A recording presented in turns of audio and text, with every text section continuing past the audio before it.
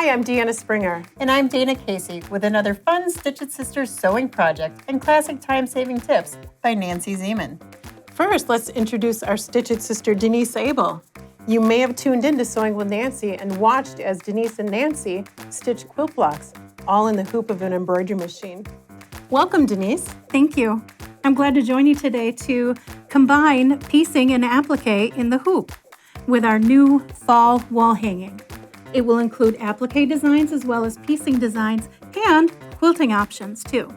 And stitching our fall leaves mini wall quilt couldn't be easier with Denise's absolute easiest stitching techniques.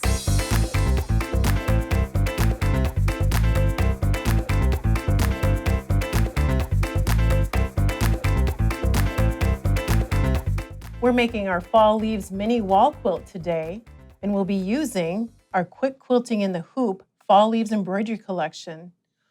We'll be cutting some Riley Blake Shades fabrics, and we'll be using Pellon's Fusible Stabilizer, as well as Clover's Mini Iron, and Schmet's Chrome Embroidery Needles.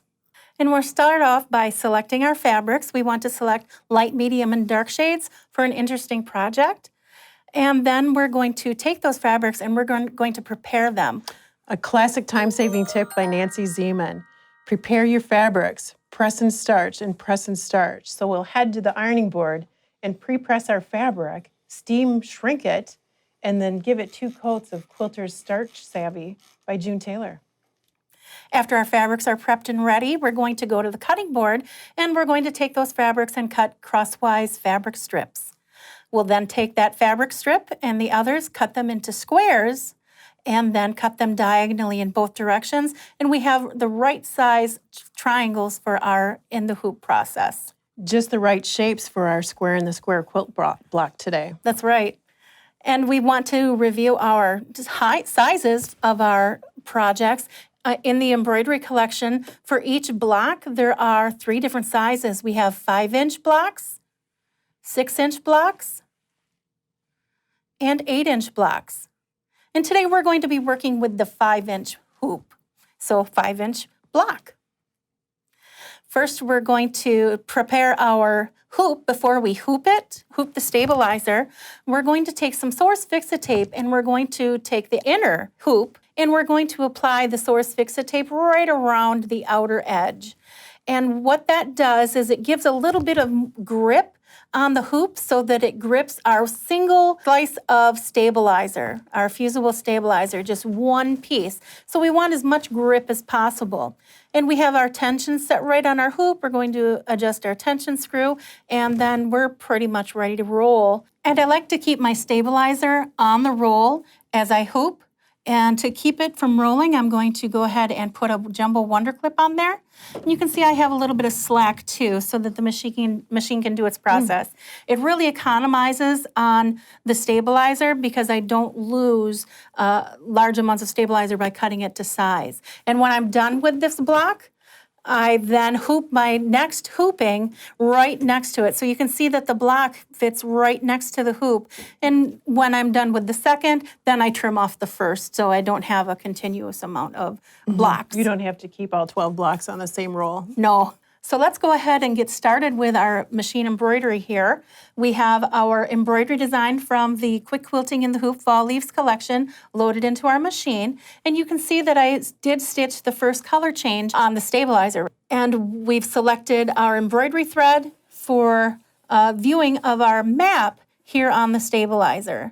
Sections 1 through 9 are embroidered out, but don't worry about the numbers. Those will be hidden into the seams. It's sort of a placement guide so we know where to place our fabrics that we pre-cut. Right, kind of like paint by number, but with fabric. So the first fusing that we're going to be doing is the number 1 section. We match the number 1 within the center square. And I want to slide a pressing surface underneath because we never press directly onto the machine, of course. So our first color is going to be our green fabric here. And I want to make sure that the fabric is extending past our original stitching line.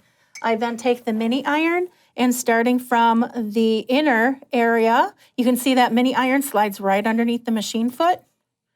It's pretty slick to be able to press right on the machine. And the heat of the iron is activating the glue on the pellon stabilizer. Just takes a little bit of heat to go ahead and secure that for our quilting process. You're like basting it down until you stitch it. Very good. And of course, I want to remember to take the pressing surface out from underneath the hoop. And sometimes it may get camouflaged under your hoop. So you kind of need a reminder to take that out. Over the years, the bigger the hoop size got, the more we would forget to remove that pressing surface. So we designed a little tail. So there's a pot holder sewn to basically 1/4 yard of fabric. And that's the tail, basically a red flag or a purple flag to pull this out before you stitch. So then we're going to position our fabric, and then we're going to go ahead and start the machine. We've selected our design, we've embroidered the map, and now we're going to stitch that fused square in position.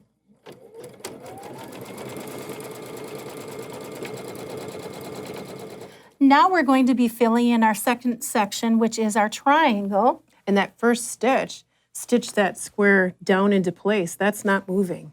That's not going anywhere. That is now part of the block. And we're going to position our first triangle. Of course, just like traditional quilting, we want to go right side to right side. So the right side of our triangle is to the right side of our square. And we're going to position it right along the line that separates section 1 from section 2. And the machine is then going to stitch that down. And since the square, or the triangle, pardon me, is not fused or anything, we're just going to lightly hold it with Clover's point-to-point turner as it stitches.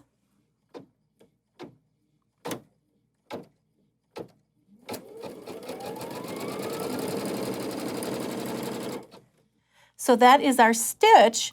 Now we're going to flip.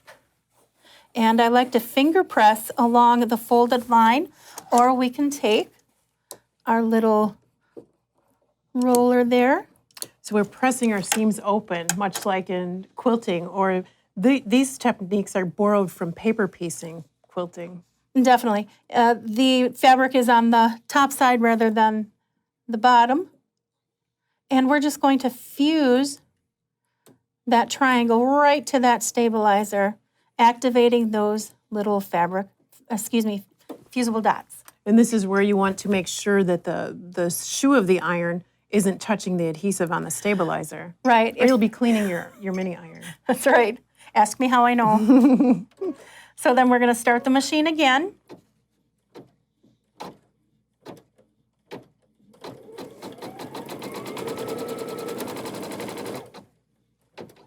Now our second section of fabric is stitched in place.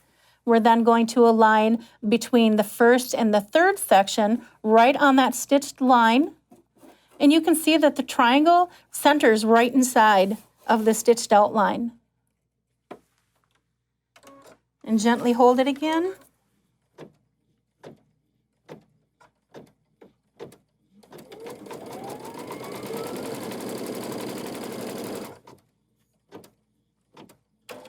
So there's our stitch, and now we're going to flip and finger press or roll. Then we're going to place our ironing surface underneath. We're going to start with our fold. Gives you a nice crisp fold. And we're going to fuse that down, working towards the point. And it goes right underneath that foot. And we're starting to see our square within a square quilt design here. We remove our pressing surface and stitch one more time.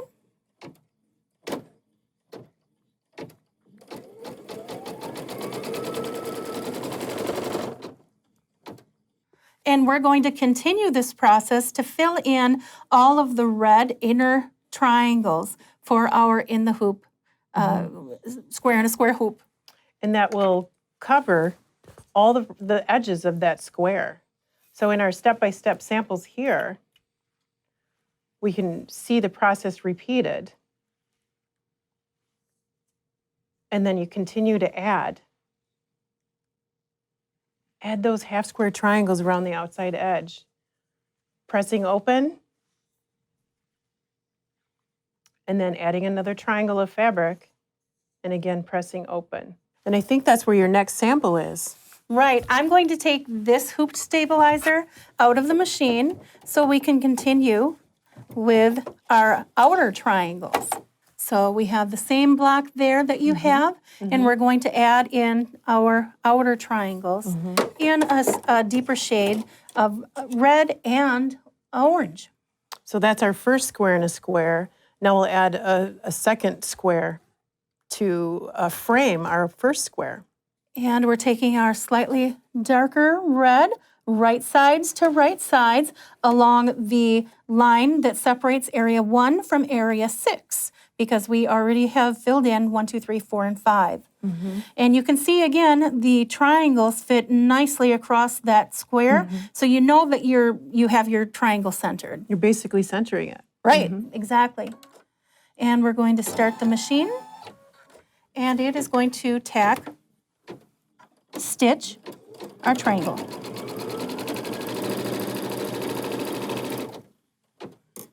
Then we're going to flip, finger press, put our pressing surface underneath. Remember that pressing surface. And again, we're going to start from the fold and work all the way to the tip. And that fuses it in place until we stitch it. We're going to remove our pressing surface and stitch this triangle down.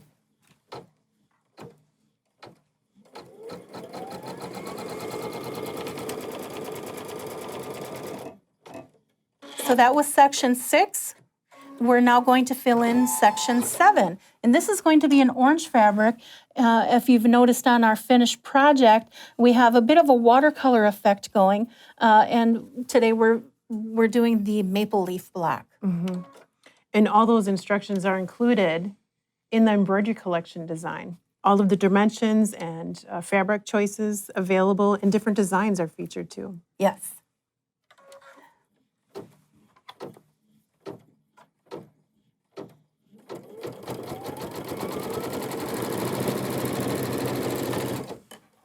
You'll notice it's just like adding the inner triangles, except we're filling in the corners, but it's the same stitch and flip process. We've stitched it in place by aligning it against the stitched previous line. We flip and iron the triangle piece down, remove our pressing surface, and stitch again.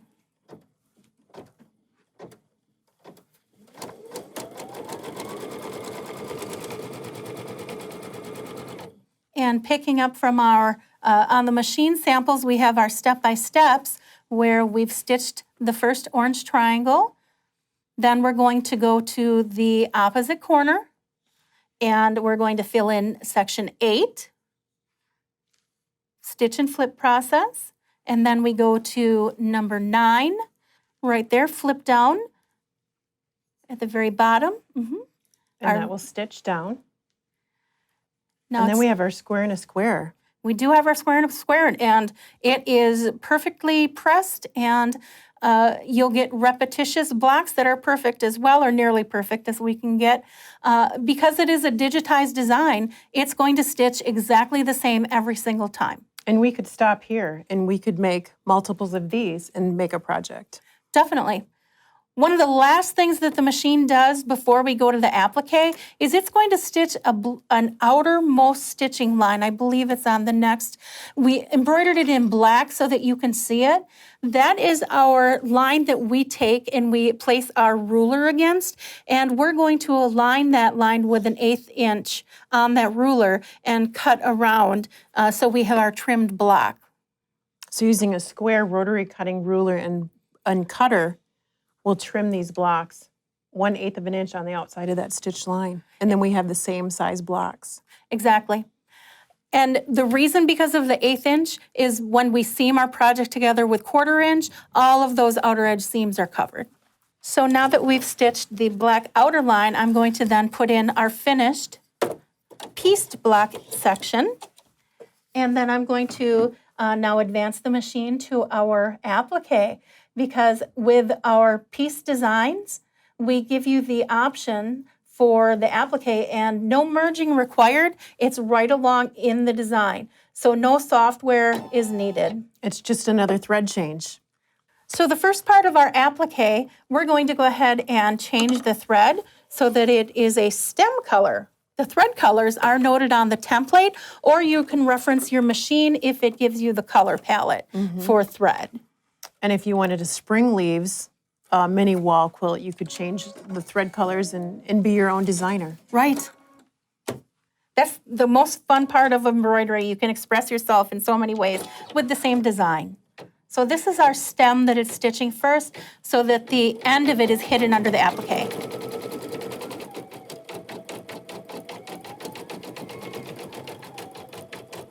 So there is our maple leaf stem. And before we go on, I want to make sure that we mention the Source Fix-It tape. We've taken and taped down the intersecting seams of our triangles on each side before we stitch the outer outline. It just keeps them out of the way. Right. So next we're going to stitch our placement area for our applique.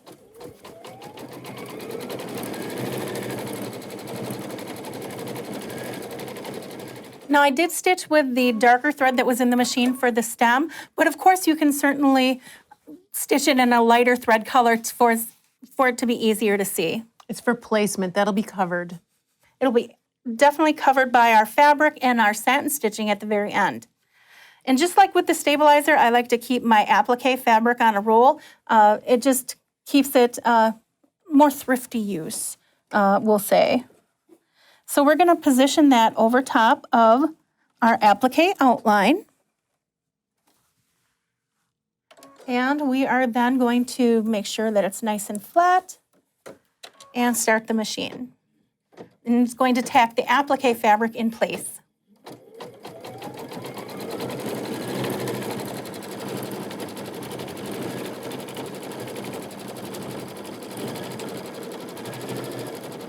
So now the applique fabric is tacked in place, but I don't take it out of the machine yet to trim. What I'm going to do is I'm going to stitch the rest of the design components, except for the outer satin stitching. This allows for less movement of the fabric while it's being stitched. So you're changing the thread color for a little bit of a shadow, sunspot accent, and then the veins of the leaf as well. Right. So next is the sunspot, the accent color.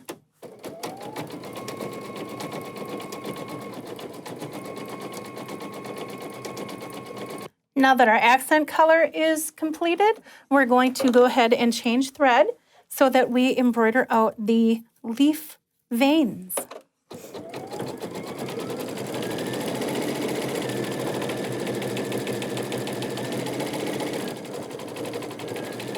So now that the leaf veins are stitched, we're going to take the hoop out of the machine, but no worries, as long as we don't unhoop the stabilizer. When we put it right back in the machine for satin stitching, it'll line up perfectly. So then we need to trim our extra applique fabric. A little bit extra applique fabric that we'll take and trim with a small little scissors right next to those stitching lines. And you get the idea. I'm just trimming right close to those stitching lines. And you want to be close, but not too close. And then after the applique would be stitched, or cut, pardon me, we would slide it right back onto the machine and stitch the last section, which is the satin stitching applique. The classic satin stitch around the applique finishes it beautifully. And then we have our completed square with a square within a square quilt block with a beautiful applique design in place. We would then take our blocks to the cutting mat and take our cutting ruler, align it again an 1/8 inch on that black stitch outer line, and trim the fabric away and the stabilizer away, and you're left with a quilt block that you can put into any project. And you could make as many of these as you'd like. And for this example, we've stitched three of the designs available in the collection, and we've put them together into a mini wall quilt. And if we flip it over to the back, you can actually see the map and the gridding, which are hidden underneath the seams. So nothing is seen from the front. once you have it pieced into the project, no one will ever know you did this by machine. And the pellon fusible stabilizer stays right there. We don't have to cut that away. It's just part of the project. It's the soft and shear stabilizer, so it doesn't add weight, and it keeps your project flexible as well. It's not stiff as a board. And from here, we can take our traditional quilting techniques of binding our quilt, and you'll find all of those binding instructions at stitchitsisters.com, as well as adding a rod pocket too. The collection is versatile. You can make a square within a square block in any color in 3 different sizes. You can add the embroidery like we did today, or you can do machine quilting. And who doesn't like automated machine quilting? The machine does it perfectly every time because it's digitized. Same stitching, block after block after block. And you could mix applique designs with machine quilting and come up with your own design, or use one of the designs that are included with the collection. Quick quilting in the hoop doesn't get any easier than that. We hope you've enjoyed the Stitch It Sisters project. You'll find this collection, along with a limited number of bundle boxes, at stitchitsisters.com.